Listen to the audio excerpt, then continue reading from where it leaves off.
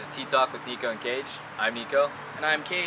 And this week we're going to talk about sex, sexual orientation, and safety regarding dating.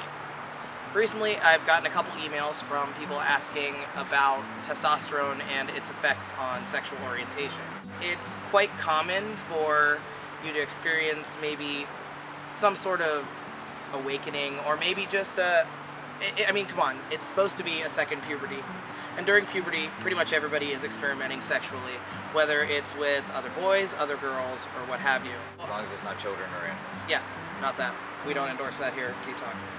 I am pansexual, and I'm also sapiosexual, which means I can only be attracted sexually to people that I have a strong connection with, and intelligence is a huge factor as well. So, that being said, before testosterone, I was attracted to men and women, and after, I'm still attracted to men and women.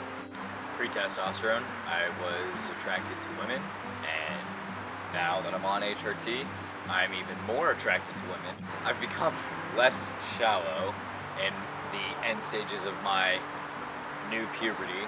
I've learned to value what the person is worth and what they can offer more than what their assigned sex is or gender expression or preference. My current girlfriend is trans, and that's not anything that I anticipated. I think that she was interested in dating a trans man, but we just connected, and that's what's important, is the connection. My wife is cisgender, and she's incredible. We're coming up on 5 years together, and I've never been with someone that long, and I guess I should say no one has put up with me that long without killing me or trying to, so not in a real way. It seems to me that I wouldn't have it any other way, because even though she's not experiencing what I'm experiencing, she's able to look at it from an objective view, and she's able to kind of take a step back and ask me questions. You know, are you feeling this way because A, B, or C? Or is it maybe this instead? And she's been able to, help me kind of kick everything in gear and kind of take a step back and look at things objectively myself. I was in a relationship with another trans man, and it was very valuable. It was wonderful. We were going through the same thing. Mosquitoes are eating me alive. I'm sorry. Ohio. It was an interesting relationship, and I definitely value what it offered, but I'm definitely happy with what I have now. I'm really happy with my current relationship also. It definitely is nice to date someone else trans. People say that you should date someone else trans because you can understand each other better. That's not necessarily true. There are all kinds of boundaries that could prevent that. People could have extreme dysphoria with their bodies, limiting physical interaction or physical intimacy with each other. Jealousy could be an issue. Confidence could be an issue. But as long as you're open with each other and honest and trust each other, the communication factor is what's going to make or break the relationship. My girlfriend and I, we're very open with each other about everything, so it's been phenomenal thus far, and I hope it continues that way. I'm really excited about it. Woohoo! Yeah! I know I also had a question from someone earlier.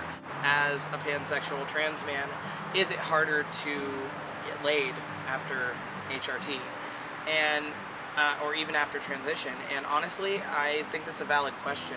It all kind of comes down to confidence, though. If you're confident in who you are and who you like, what you're looking for, as long as you're upfront about what you're looking for in the beginning of the relationship or whatever it is, hopefully you'll get your desired outcome. I know that I've definitely had one partner since starting HRT, and I'm okay with that. I'm married, so I'm happy with that. When I started transitioning, I definitely didn't lose partners. I actually gained partners because it was me coming out. It was my own expression, so instead of the suppression that I had before. So I guess that's kind of a really good question, and it's a really valuable feedback. And it could be a good learning experience or life lesson.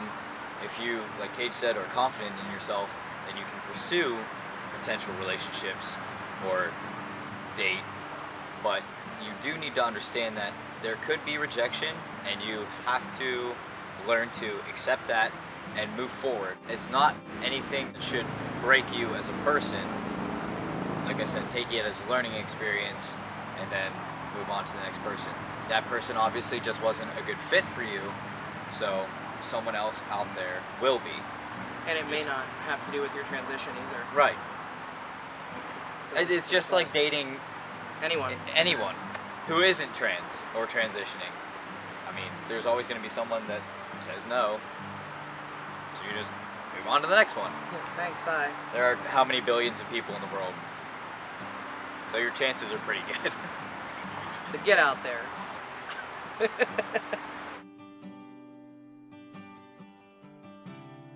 I guess this is the segment where we'll talk about sex, and it's going to be very brief, just because we're going to try to keep it as PG as possible, just because we do have some younger viewers. If you want a more detailed anything from us, you can message us. Definitely private message. Or email us at nicoandcage@gmail.com. We'd be more than happy to answer your questions. And we will be having a Facebook page soon, so we'll have that up and you can definitely get a hold of us there. I guess what I just want to make it very clear is that we all know that there are stereotypical bedroom roles. When it comes to gender, certain things that people expect men to do or expect women to do, and I just want to make it explicitly clear that if you're not comfortable in how your perceived gender usually is stereotyped in the bedroom and it doesn't match up with who you are, then that's absolutely okay to not do it. Yeah, you don't have to conform to that gender role. And likewise, the opposite way, if you know you're a man and typically a man performs a certain way in the bedroom and you know, don't feel comfortable, that's fine. Or if you're a woman and feel that you want to do that, that's fine. That's the farthest we're gonna go with that. Side note, as long as it's legal, yes, anything goes. Yay. As long as it's legal and it doesn't cause harm to anyone. And everyone's consensual. Correct. Then you're good. I guess we'll just seg into the last segment, which is safety in dating.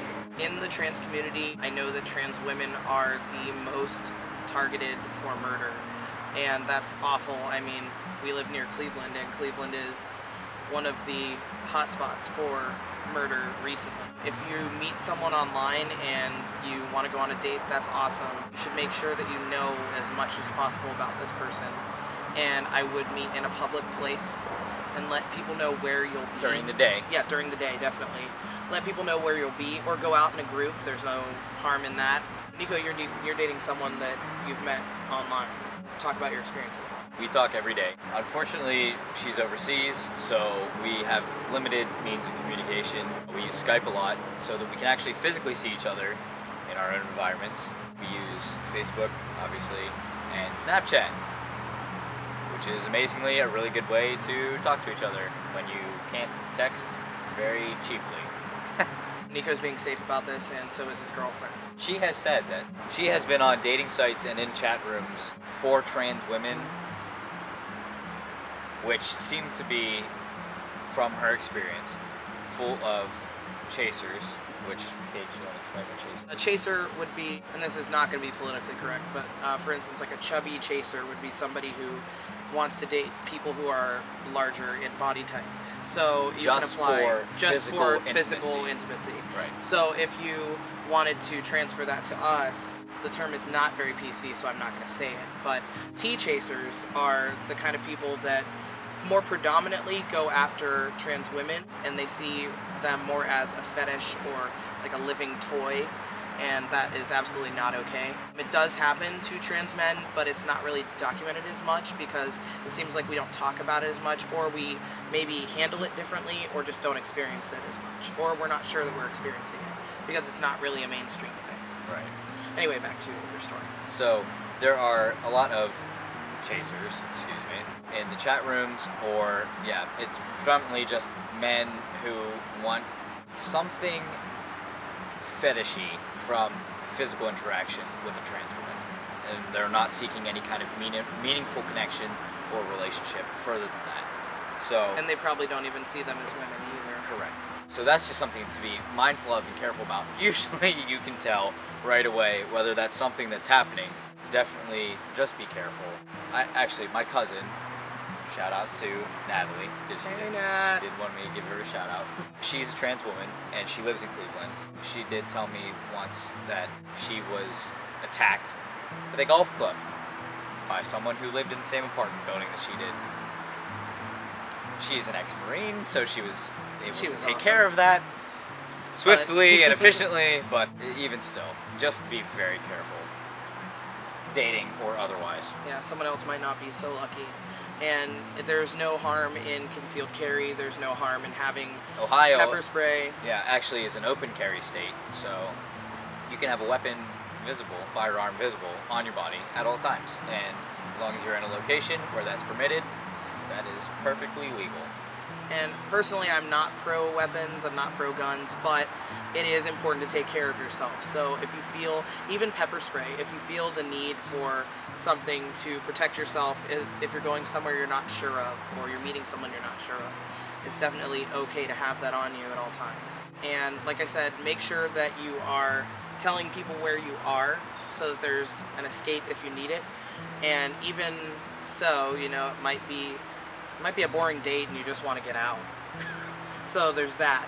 But back to online dating, make sure you're not sending money to people. You know, common sense things. You know, if they're asking for money or they're asking for sex right away, or, you know, they just want to meet you somewhere private, chances are... Even pictures. Yeah, even be pictures careful can of be who scary. you send pictures to. Private or, and what kind of pictures, too. Yeah, because there are a lot of people that are... Bad people. Bad people. So just don't do it. Just say no. And especially if you're stealth, that's really important to be careful who you're sending information to, anything that can be copied or saved. And we don't want to make you paranoid because obviously our channel's on the internet, and the internet is a wide, wide world of things. And we just really want all of our family to be safe. So we felt it was really important to do a video about that, especially if we're talking about sex and expressing yourself. That's, I think, about all we have for this Tea Talk. So if you guys have questions, comments, concerns, or suggestions, email it to us at nicoandcage@gmail.com, or you can comment on the video, or get a hold of us on Facebook. Like Cage said, we will have a Facebook page up pretty soon, so let us know what you're thinking. Alright, signing off for Tea Talk. I'm Cage. Protect yourself. I'm Nico, and have a good one.